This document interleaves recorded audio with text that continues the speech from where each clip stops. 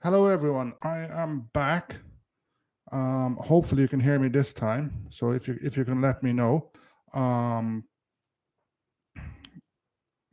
I don't know what it is. I spend lots of time checking. Then as I come online, it just goes a bit crazy. So, 1 second. So, if you've logged in, if you could let me know if you can hear me. And welcome back to another history time and some more talks about Irish history. And yet again, I don't know, we seem to be having a lot of technical trouble these days. Oh, great. Hi, Kat. So I take it you can hear me now. Wayne, thanks a million. And hi from the southwest, Kira. I'm down here in Valencia Island, and it's a miserable day here. The the weekend was beautiful, lovely and sunny, but today is just miserable, and it's looking miserable all week. So, oh, and Wayne, since you're here, it finally—I don't know if you can see that. It finally arrived. The book on Duhallow. Only took 2 weeks to get here. Hi, Dennis. Hope the weather is good your way. It's miserable here now. So we might as well get into it. And welcome to everybody. Um, I wanted to. If anyone has any questions, shout away. Shout away. Oh, thanks, Wayne. I had a look through. It seems fairly good. It arrives around 4 o'clock, so I didn't have time to look. I just looked at the pictures, the maps, like I always do. The best part. So the first thing I wanted to talk about was my favorite period in Irish history is the Elizabethan period, and I want to talk about why that is. It's obviously a period I find fascinating.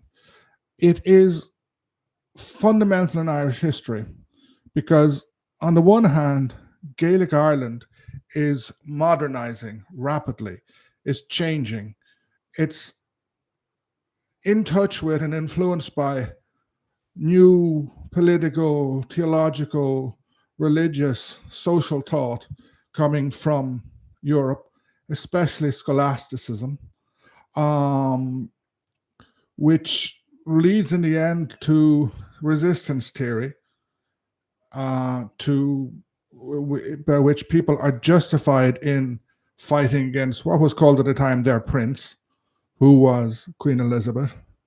Um, all this gets rehashed again in England in the 17th century. They have to go through their civil war, Cromwell, and then the so-called Glorious Revolution before they kind of get round to putting limits on the monarchy. Whereas in Gaelic Ireland, there were already limits on power because um, a ruler was not absolute. There was a saying in Ireland, spend me but protect me, something like that, whereby if you were a lord, you were entitled to impose a lot of what were called taxes. That could mean payment in money, though that was rare, payment in kind, such as cattle, crops, or putting up with a lord and his retinue for a certain nights a year, or uh, providing accommodation and food for soldiers. There was a whole series of them. There was even a tax that could be levied to collect money or food or goods for the wife of a lord. But um, uh, but the other side of this was you had to protect your sublords, your cousins, the other people in your family, in your group, your workers, your peasants. You had to protect these people, or they could overthrow you. They could put another lord in your place, or in the case of peasants and stuff like that, um, they could just run away, as often happened. You'll find in the Elizabethan period a lot of the term now that's used is subaltern. The poorest people, like peasants especially, they'll essentially run from one group to another. Many, and like in the Nine Years' War, several English deserted the English and ended up fighting for O'Neill, and things like that. So It's a very dynamic period. Gaelic Ireland was extremely dynamic.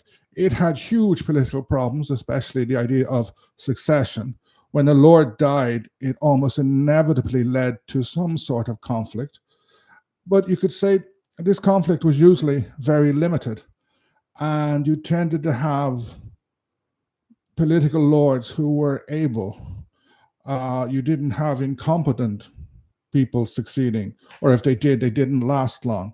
Whereas if you look at other parts of Europe, you have loads of incompetent kings, princes, dukes, etc. Um, Gaelic Ireland was very poor.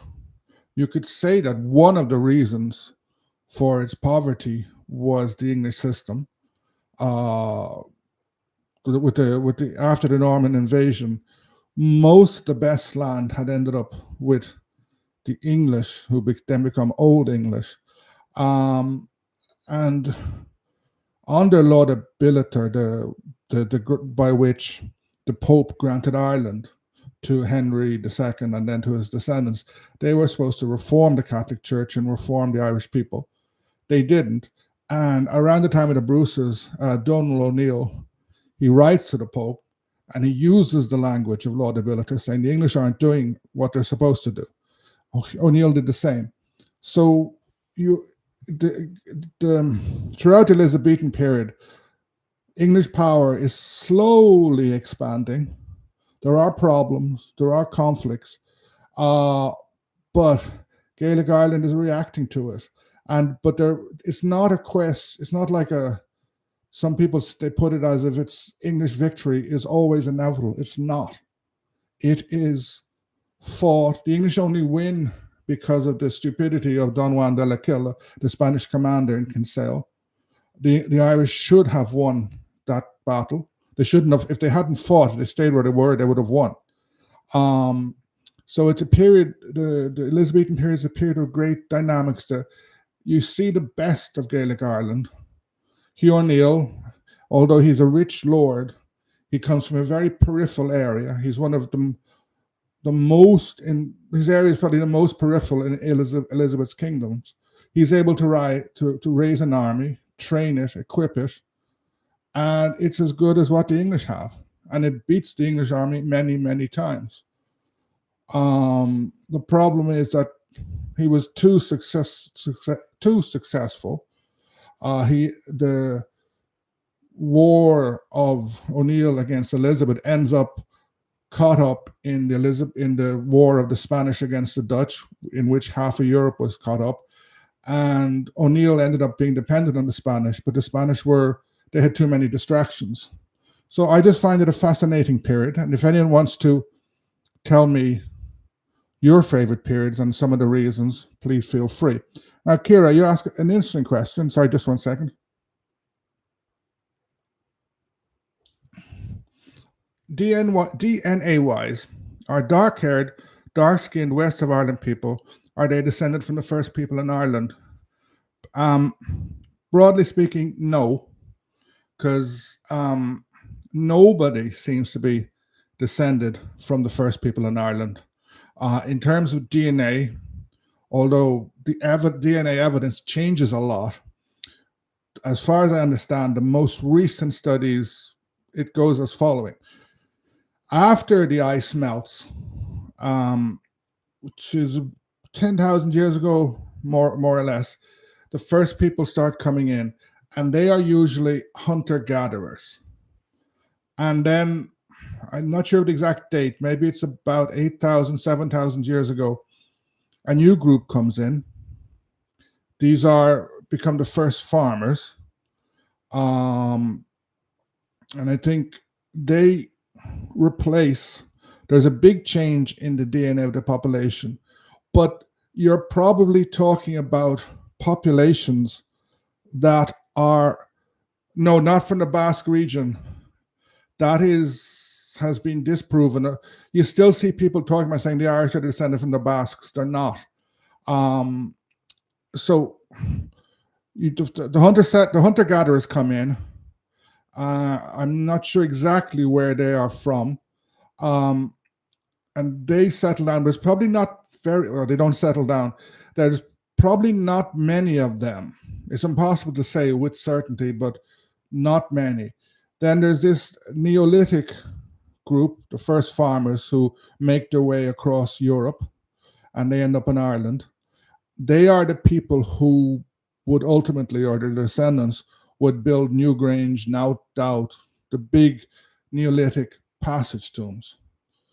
And then about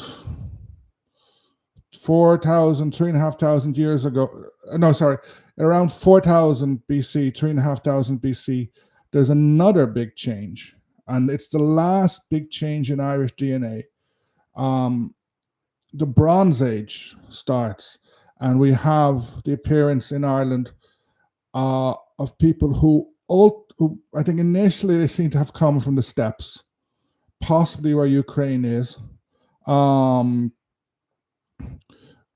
they move across, starting, say, the steppe part of Asia, Europe, and they seem to move east and west, and they slowly move across Europe.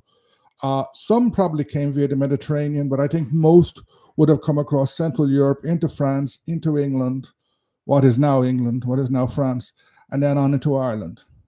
And they bring with them, or they develop along the way, a Bronze Age culture. They're often called the Bell Beaker people now, though they did not call themselves that. And that seems to have been the last major change in DNA in Ireland.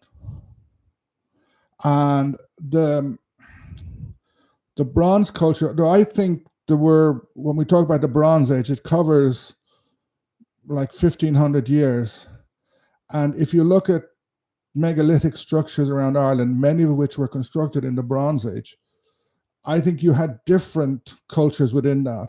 For example, down here in the southwest of Ireland, you find a certain type of stone row and a certain type of stone circle, which you don't find elsewhere. The stone circles in West Cork and South Kerry are very different. For example, if you go to Lough Gur stone circle, or if you go to the stone circles in Tyrone and Donegal, they're completely different. There was different cultures sharing the same DNA because they come from the same general area.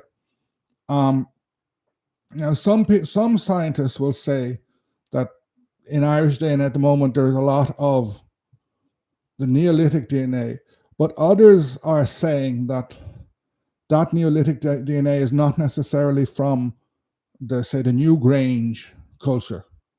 It's Neolithic DNA picked up along the way.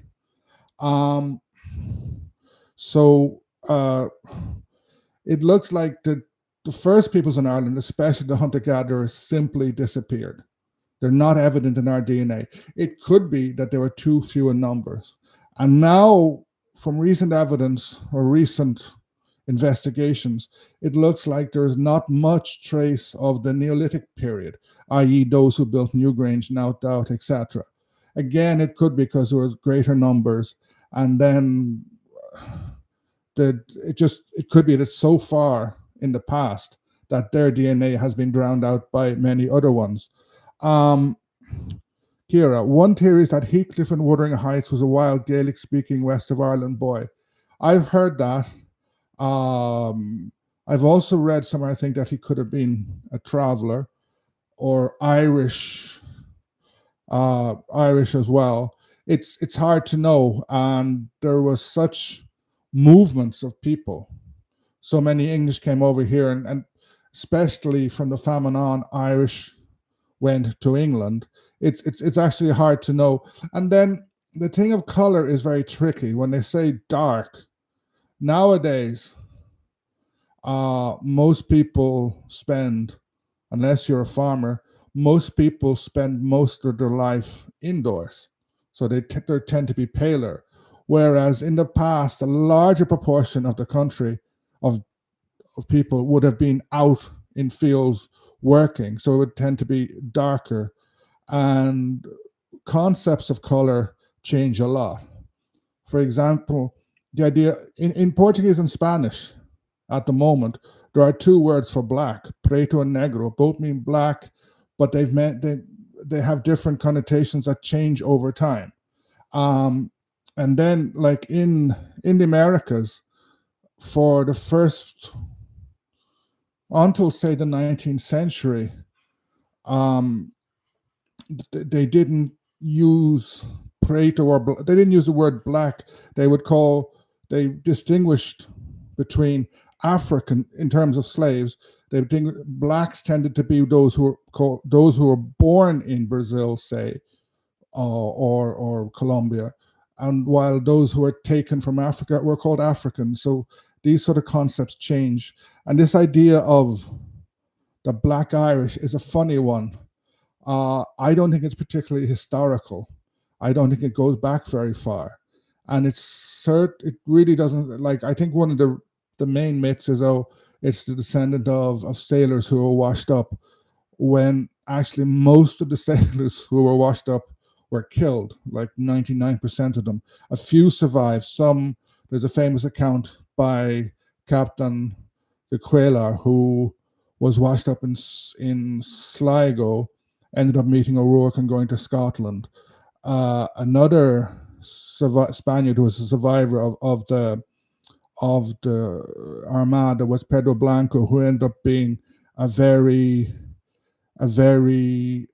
important servant of Hugh O'Neill. He was even in Kinsale, and I think he only returned to Spain after the flight of the Earls. So he spent 30 years in Ireland. Kat, I'm interested from an Irish perspective. I do know English history more than the average American, so I find this fascinating, especially the Elizabethan period. One thing that is actually very interesting is the connections between the first English colonies in what is now the United States and Ireland. For example, there's a famous one, Roanoke, which I think is in Virginia. It's when a bunch of English colonists were left somewhere, and I think it was supposed to be just for a year, but it took 2 or 3 years before the supply ships got back to them. And by then, all the colonists had disappeared, and they found some sort of carving with a funny word. Um, the man in charge of that um, was called Ralph Lane, and you find him afterwards. He was an important figure in the 9 Years' War because I think he was the muster master. He was in charge of checking the musters of English soldiers, and there were thousands of English soldiers coming into Ireland, and the Elizabethan state was completely corrupt. And the English soldiers didn't want to go to Ireland. They had this saying, "Better hang like a man in England than die like a dog in Ireland." And large numbers of them would die from disease, others would desert. English captains got paid. Money was given to them based on the amount of soldiers they had. So they would cheat. So if 50 of their 100 men were dead, they would just pay some Irishmen to come along and line up and to pretend to be soldiers. Or they just took bribes. And this Ralph Lane was notoriously corrupt. Even Elizabeth wanted to get rid of him, but he said, no, you can't fire me because I have your patent. He had a letter from her appointing her. And so to fire him, she had to write another patent with her seal, and that never happened, and he survived. So he didn't seem to do a good job in Roanoke. Okay, thanks, Kat. It's in North Carolina now. Okay, I always thought it was a bit more north, but I'm wrong. Okay, that's good to know. That's good to know.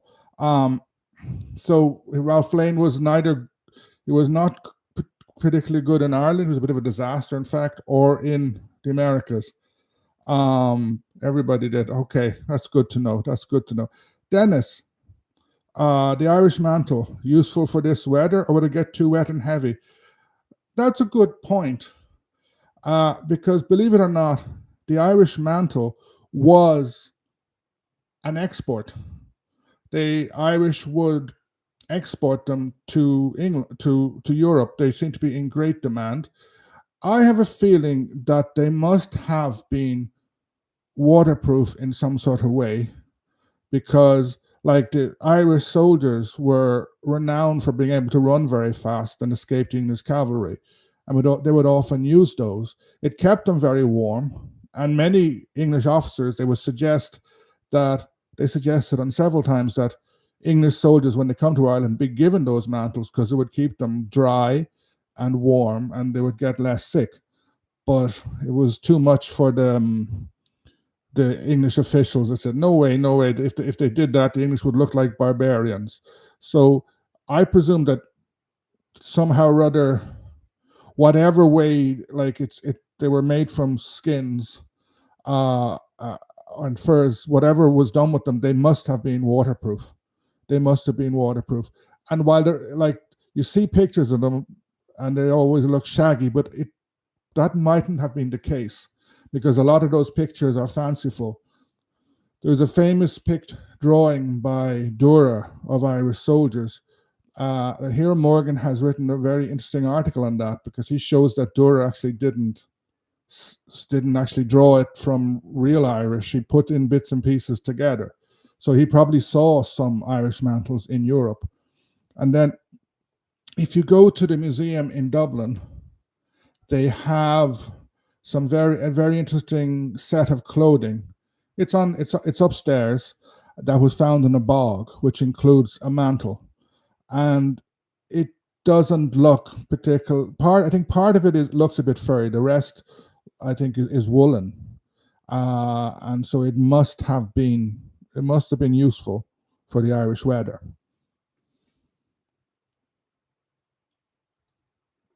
Okay, now I also wanted to try something out. Now I just wanted to talk about some interesting books that I've read, some reading recommendations. So I have three books here. The first is this one. I've probably mentioned it before. It's by Hiram Morgan, Tyrone's Rebellion. Now, to me, that's a fundamental book because it started almost a mini revolution in Irish historiography. It started a series of books that changed the way the 9 Years' War was seen. Whereas previously it was kind of seen as, oh, an interesting war, but the English were always going to win. He showed it's different. He dives very deeply into Irish lordship, into the O'Donnells and the O'Neills especially. So if you want to find out about how Gaelic lordships worked in reality, it's a very, very good book. He provides some very interesting maps showing the loads of fragmented parts of the lordship. It shows how O'Neill and O'Donnell interacted with the English state and how various English officials interacted. And it began, and ever since then, there's been loads more works on the 9 Years' War, which actually showed it was a fundamental war and that the Irish were quite revolutionary. A second book I would recommend is this, Mallory, The Origins of the Irish. This is an updated version I have. The problem with writing a book like that is that the material changes so quickly. Like in terms of DNA evidence, DNA. If you're reading something about DNA from 20 years ago, it's bound to be out of date. And then there's new findings a lot. There's new findings about origins of the Irish, but he looks at it from going way, way, way back to the beginning, right up to the Iron Age, and he writes it very well. And there's another book that he writes, which I haven't finished reading, called The Irish Dreamtime, where he looks at Irish mythology and writings and tries to compare them to history. It's heavier to read than this one, but again, it's interesting. Wayne, you have the Mallory one. Yeah, it's very good. And actually, if you look online, there's quite a few videos of him or interviews with him, talks by him that you can find, which sum up and sometimes advance a bit more. They sum up this book. I'm not sure, I think he still is. I'm not sure if he's retired. Professor of archaeology in Queens. He's American, but he's in Queens. Kat, you said Miho recommended. I presume that was, not sure whether you're referring to which of those books you're referring to. And then Here's one which I doubt many of you know of or managed to read. It's hold on. The Origins of the Irish. Thanks. It's this book. Hold on. The American Steppe. So I'm just going to switch hands. The American Steppe, an exploration in the imagination of Ivra, and it's by a guy called Paddy Bush. He is actually originally a poet. Uh, he's a Gaeilgeoir, and he also knows his Irish mythology very, very well.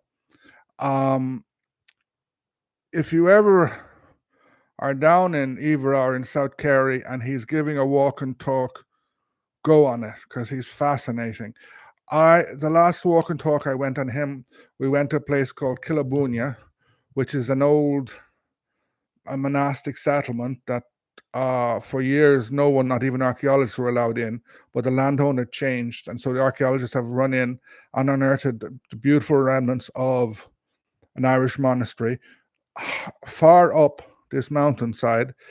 It's difficult to get up there because it's so bloody muddy. It's like the Battle of the Somme walk. I went up there with a group and nearly everybody fell on the way up, but it's beautiful up there.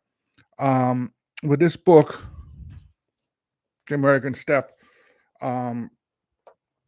it starts off by looking at the story of the Milesians and specifically American. American was basically the leader of the Milesians, and there is a beautiful poem found in the Book of Invasions, the Song of American, that some people say is the most beautiful Irish poem.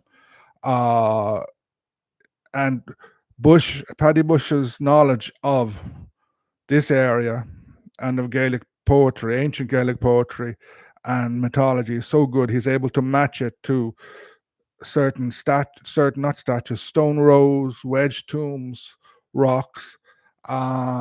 So it's if you like mythology and history, it's a book to read.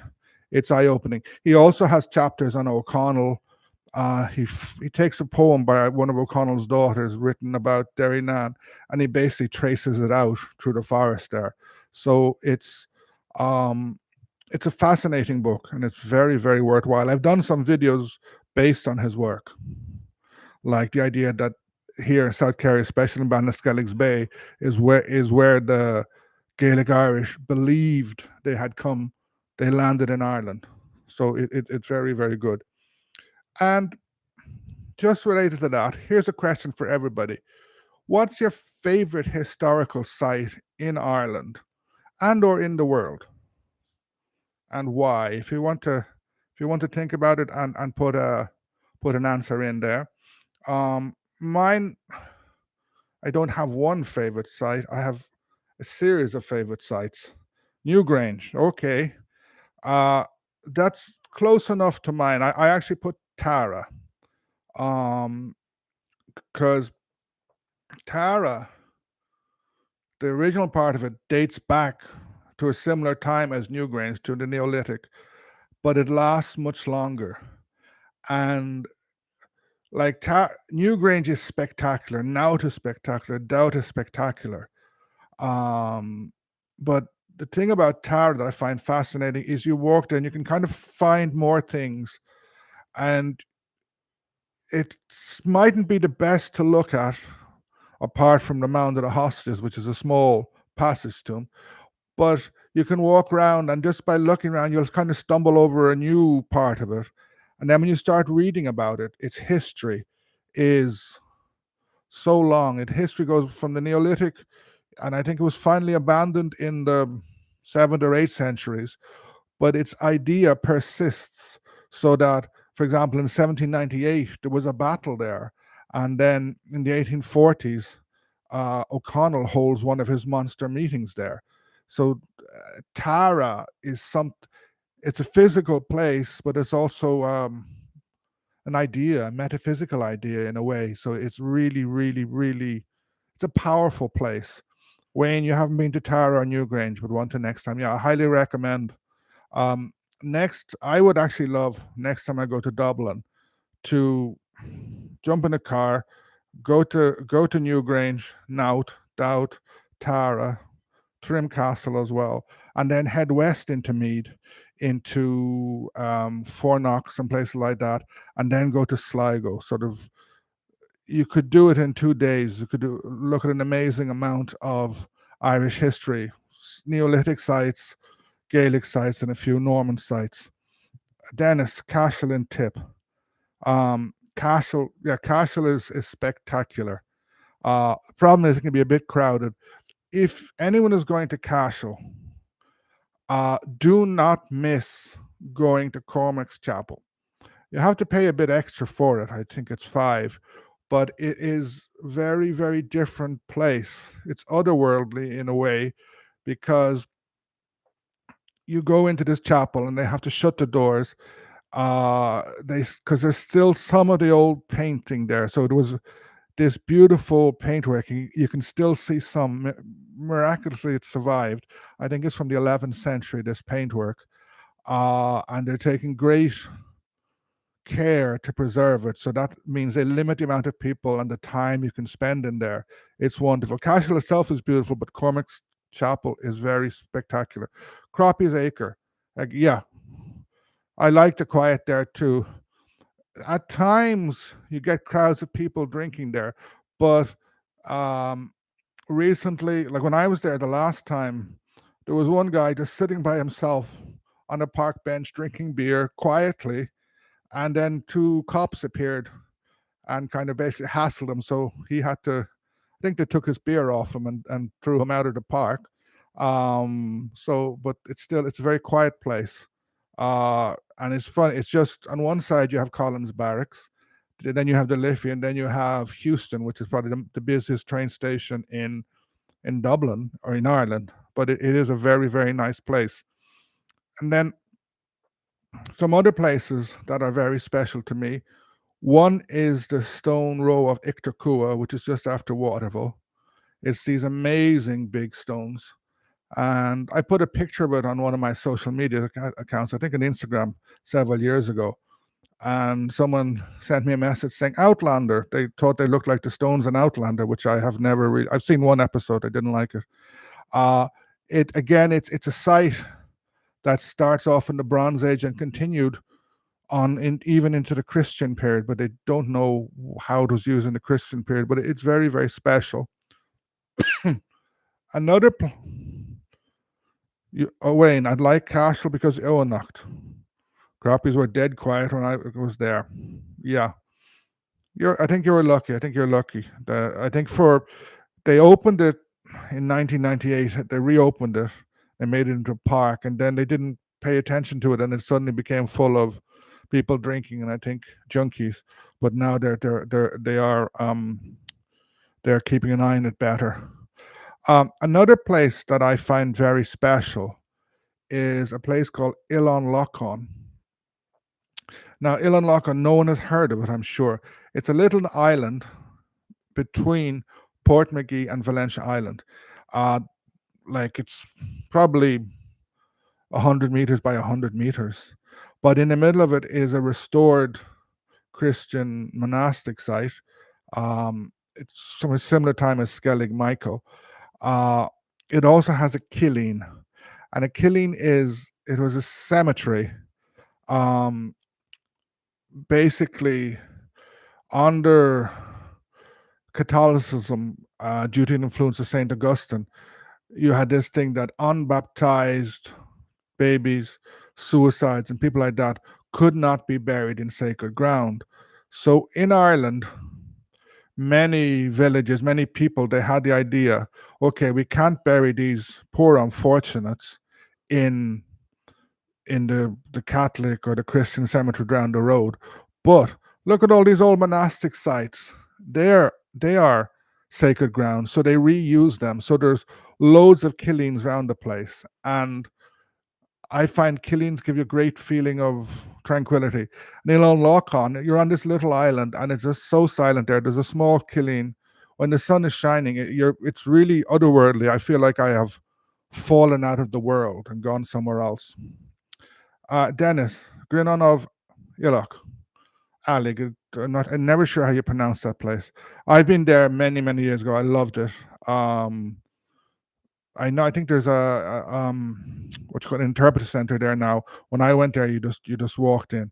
Yeah, that is very very beautiful. Though it is heavily restored. Another place I like a lot, and I bring a lot of people there, is Brayhead in Valencia, and I like it because it's like a map. You have Bronze Age standing stones. You have a Gaelic village. You have some huts that were probably where Christian monks were based due to carvings, and then you have at the top a signal tower built in Napoleonic times, and below that you have an era sign from World War II. So it's you kind of have this map of Irish history that you can walk up in an hour, and you can go to different parts uh, of Irish history. It's not as spectacular as Newgrange or anywhere like that, but to me, it's somewhere I really like. And then one other place I'd like to mention is the museum, especially the one in Kildare Street, the National Museum. Sort of, it just you just go in there, and the history, the collection, is amazing.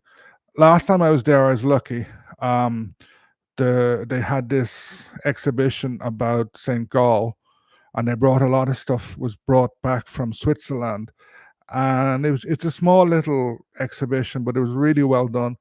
If you're in Dublin, I think you have 24 more days before. I think it finishes on the 24th of October, and I would really recommend anyone going there. Yes, Dennis Brayhead. Yeah, glad you like it. Now, next question. Why are some parts of history remembered? Why do some events become special and others not? Uh Eddie Ford, I went to Kerry Head at the start of the year. Okay, I haven't been there. Two prominent forts, Carberry Beg and more, and Clearua. I could never find anything about them. Um, a place to start, if in Ireland, if you go to somewhere, anywhere in the country, and you think you see something, you see a castle, you see a promontory fort, you want to find out about it. There is a site. It's called Historic Environment Viewer, and you just type that in. You may have to log in. It's a map of Ireland, and you can zoom down to very detailed zoom in. It's the same map that the government used for land ownership. So if you live in a country like I do, I can use this map, and I can zoom into I can find my house and the field around my house. So, and this map has all the historic and architectural important stuff on it. So um, if you want to, I use it before I visit somewhere, and I've used it loads in my videos. I couldn't live without it. So if you want to find out, Eddie, about Clearua or Cahercarbery, that's the place to start, because as well as giving a basic outline, they give a basic bibliography, and then you know where to start.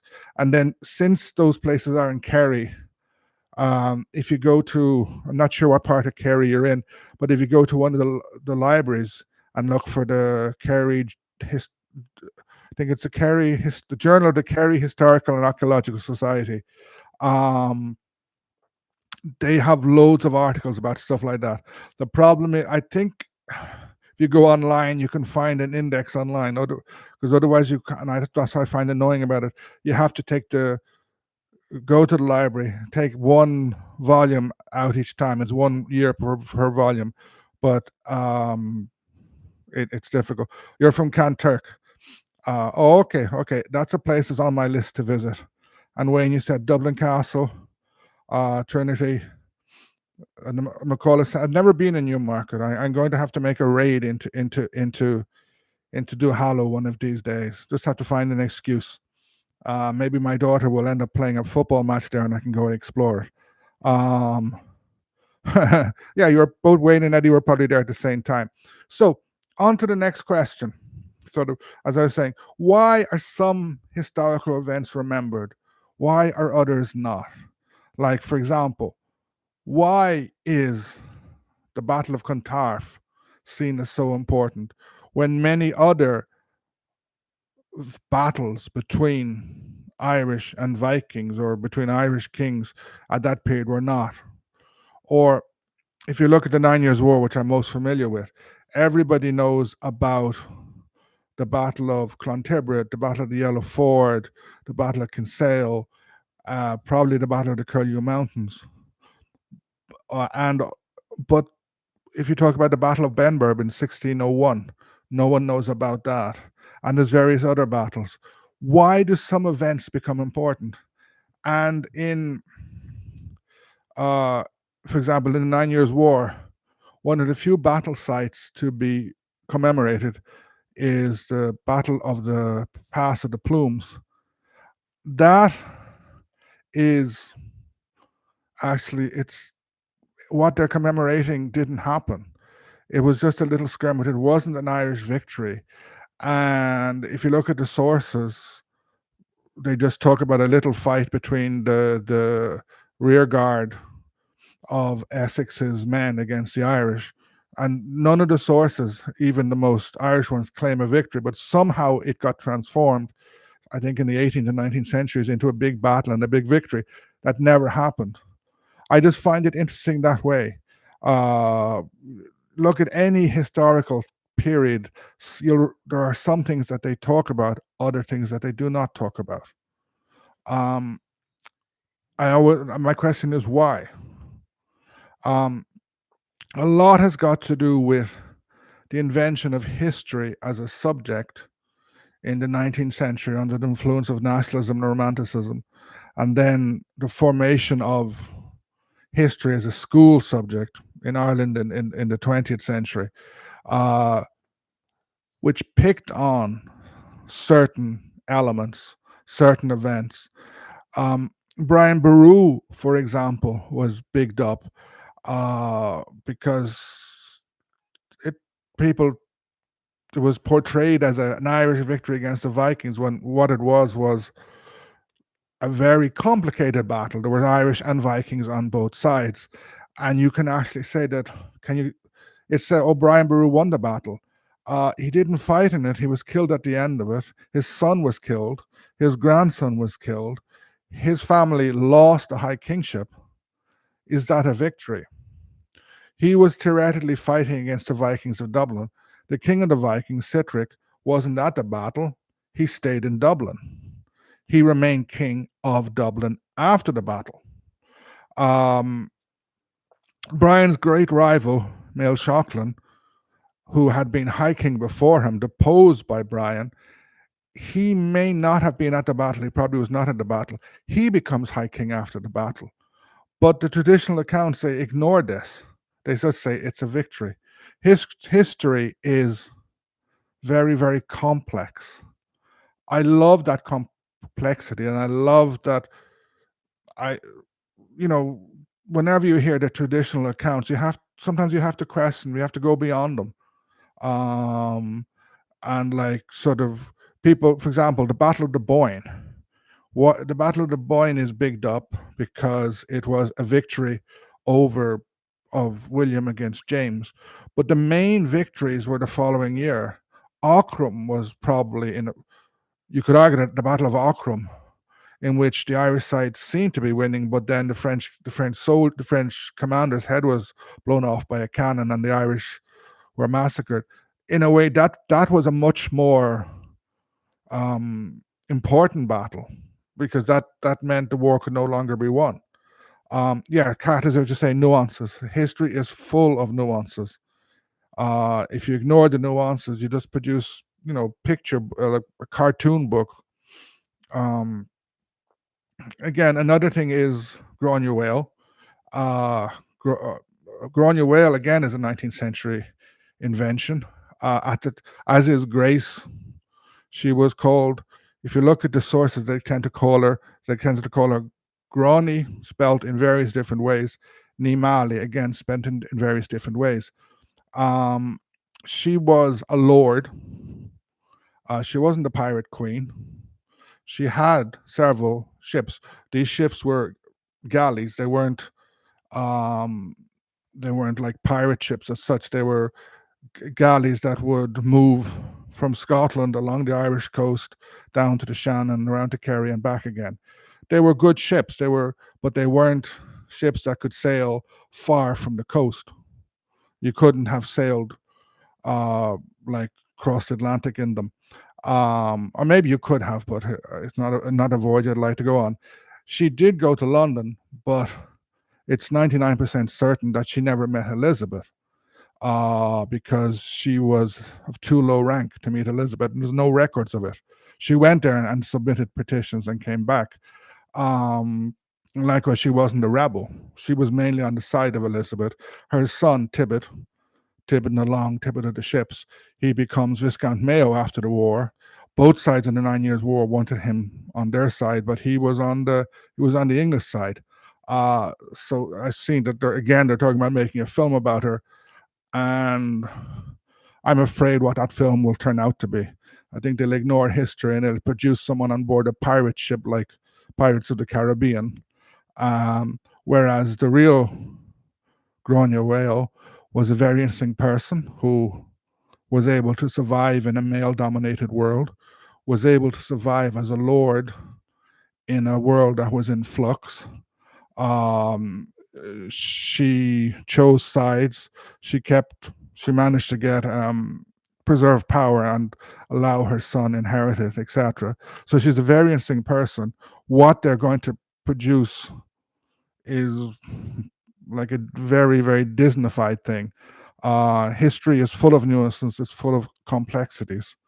That's what I like about it. Um, Let me see, other questions. Here's a question for you. So in Ireland, we're having the presidential election. I think it's in about 3 weeks. And last night was the first presidential debate. So who do you think, we're not going to talk about that now, but about previous presidents, who do you think should have been Irish president but never was? I was thinking about that today, and my first thought was Noel Brown, Dr. Noel Brown. He was a very interesting character, and when I was young, about 15, my father gave me his autobiography to read, which I found very, very interesting. He basically eliminated TB in Ireland. In the 1940s and early 1950s, TB was very, very heavy in Ireland, and many people got it, and many people died. I know my father, as a young man, he had the beginnings of it, but Noel Brown, he was made a minister in the first, what do they call it, the first inter-party government, which came in after First World War. He was made Minister of Health, and he set up a program to eliminate TB. And basically, from 1922 till 45, 46, the Irish government had been dominated by a very conservative approach. The civil service was very conservative, didn't want to spend money. And Noel Brown, I think, in fact, he invented not the National Lottery, the Irish Sweepstakes, which was kind of a lottery based on the horse racing. He used this to raise money, and he set up sanatoria, which in a couple of years wiped out TB as a major health scourge in Ireland. So he saved the lives of God knows how many people. Then he tried to bring in a sort of basic public health system, which became known as a mother and child scheme, and that ran into that ran into big problems. The government supported it, but then the church, I think it was Archbishop McQuaid was the main church figure at the time, didn't like it, and it led to friction within the government, and then the collapse of the government. Something similar was brought in a few years later with a few different changes by Fianna Fáil. But so to me, Noel Brown, this was his only period in government, but in a couple of years in government, he made some major changes. So I think it's a very, very important figure. He then stayed as a TD, and then he was in the Labour Party and out of the Labour Party. He started in Clan Republica, but that party collapsed a short while after being in government. It didn't last too long. Noel Brown, he would have been a TD until the 1980s. So he was a very interesting figure, a bit contrarian at times, but a very principled figure, a very important figure. Wayne, you say Collins. Yeah, that's interesting. If, big if he had survived the Civil War, if he hadn't been killed, if he hadn't gone into Ballinablaw that day, um, Irish history may have been different. In fact, we mightn't ended up having a presidential system the way we do, because it was De Valera who brought in the presidential system in 1937 with the new constitution. He didn't fully withdraw Ireland from the Commonwealth, but he was basically making a statement saying that the head of state of Ireland is not the king or the queen; it's the Irish president. Under Collins, that mightn't have happened, or maybe it might have happened quicker. It's hard to know. If Collins had survived, and I think even if he had survived, the Free State side would have won the Civil War. How different would Ireland have been? I think it would. The Cumann na Gael government that came in under Cosgrave was very conservative, not just socially, but in many ways it didn't make many changes that could have happened. So that you have a revolution, you defeat the British, you gain independence after hundreds of years, and then they kind of stopped and did nothing, and the country got worse. Immigration continued, the Irish language declined, there was a complete failure over the north. Would it have been different under Collins? Perhaps. Emperor of Cork, all Collins' family were blacksmiths. His grandfather made the pikes for 98. Very interesting. But because I don't think there was too much of a rising down in Cork in 1798. Probably the United Irishmen were down there, and certainly my geography could be a bit wrong, but how far were the Collins people from Bantry Bay? Because in 1796 you had the French fleet reach Bantry, but it didn't manage to land. So yeah, that's interesting to know. And that's one thing that I don't know how much of a myth it is about 1798, is that in one of the battles, they say that the English militia were actually they were Irish speaking from Cork, whereas the pikemen fighting for Irish freedom didn't have any Irish. So I'm not sure if that's true or not. Can you repeat that about Collins and Bantry? Now I'm just wondering, like you said that his grandfather made pikes for 98. So in 1798, I don't think there was an uprising as such in Cork.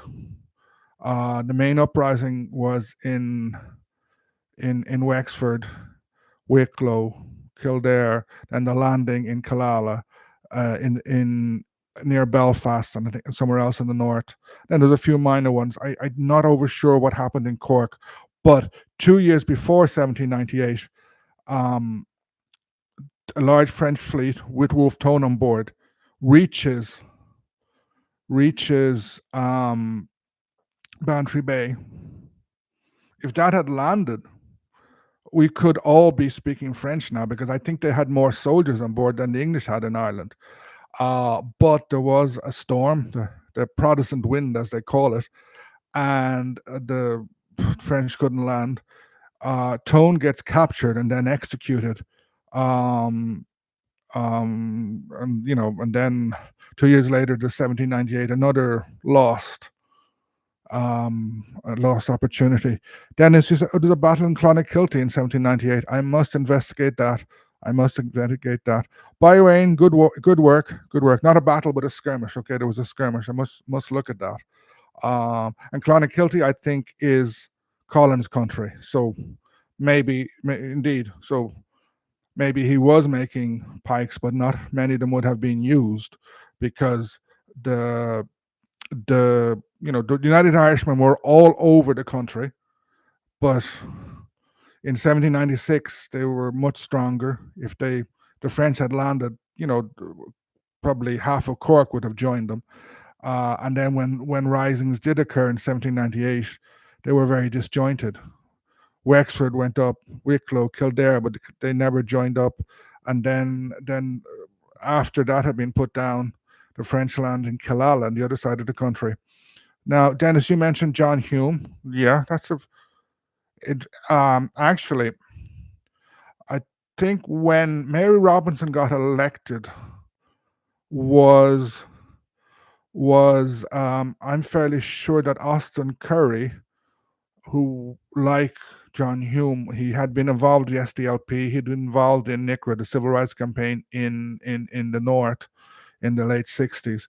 He ran for Fine Gael. He didn't get elected, but I'm fairly sure that his votes elected Mary Robinson.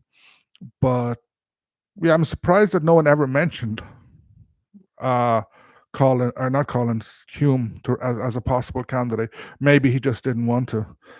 Joshua, hello. The earliest Collins I found was 1620 in Jamestown. His name was Henry Collins.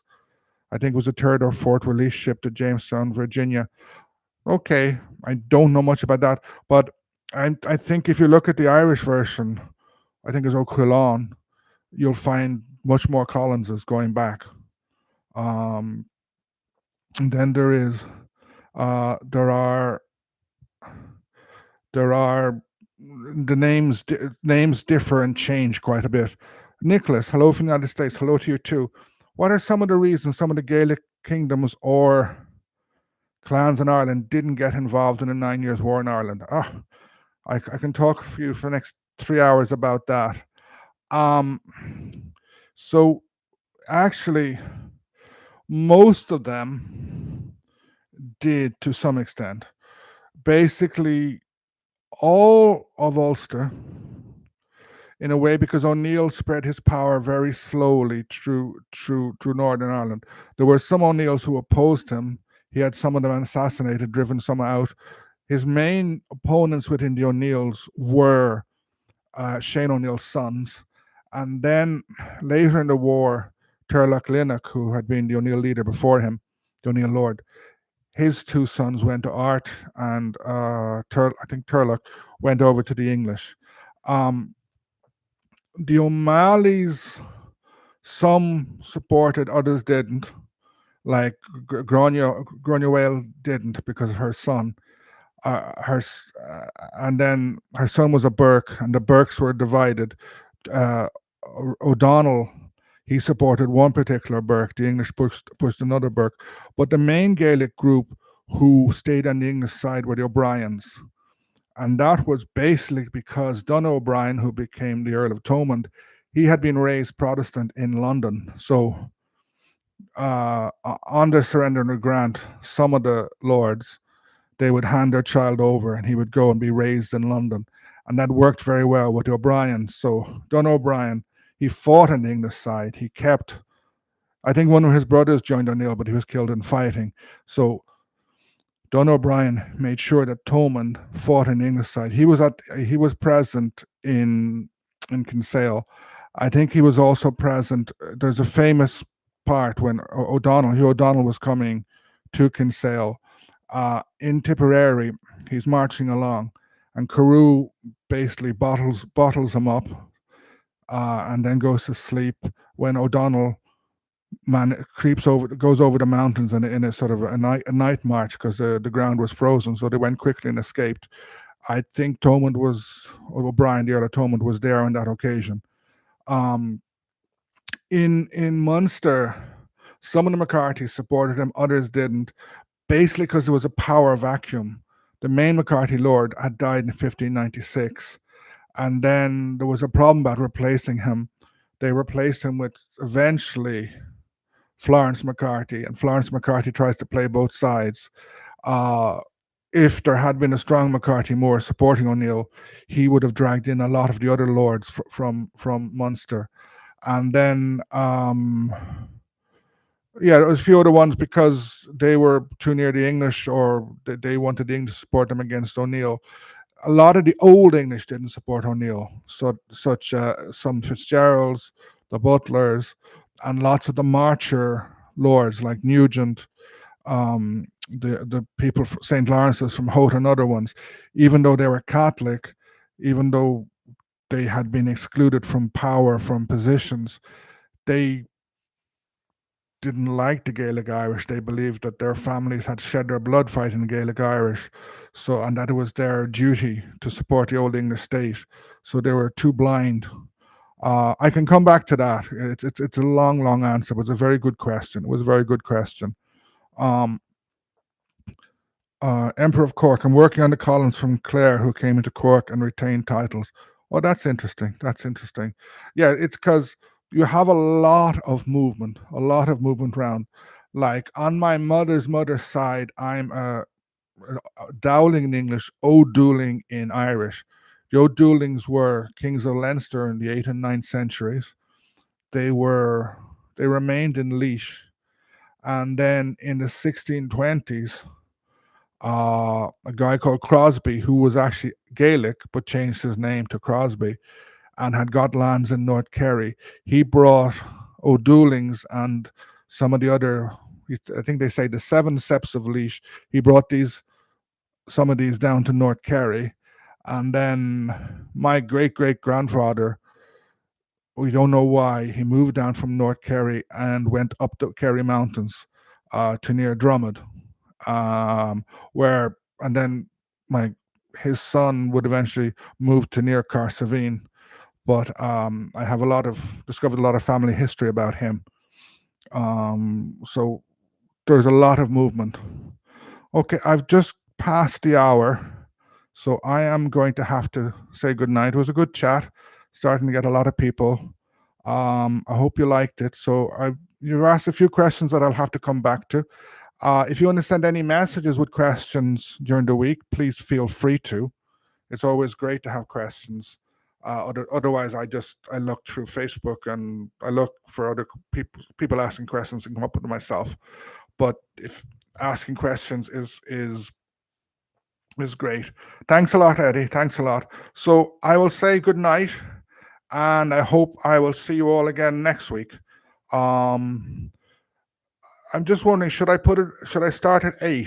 Because a lot of people came on late. Let me know. I think I'll put a poll up on my YouTube page asking about the time. But if before I go, would you prefer to have it at 8? Thanks. Oh, and I like the question why Irish clans didn't fight with O'Neill. Yeah, I'll definitely come back to that. Thank you, Kat. Thank you, Eddie. Thank you.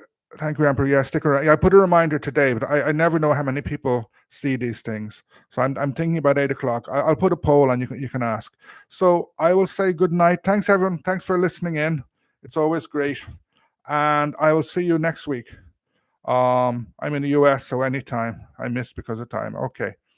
Okay, so I'll say Sloan, bye. See you next week. Oh, and there'll be no stream tomorrow with the two other lads. It's one of them is traveling, so it's going to be postponed. Champions League is at 8. Oh, I don't support anyone in the Champions League, so I'll put a poll up and we'll see what people say. Maybe I'll stay at 7 then. Maybe I'll stay at 7. Okay, Sloan, bye.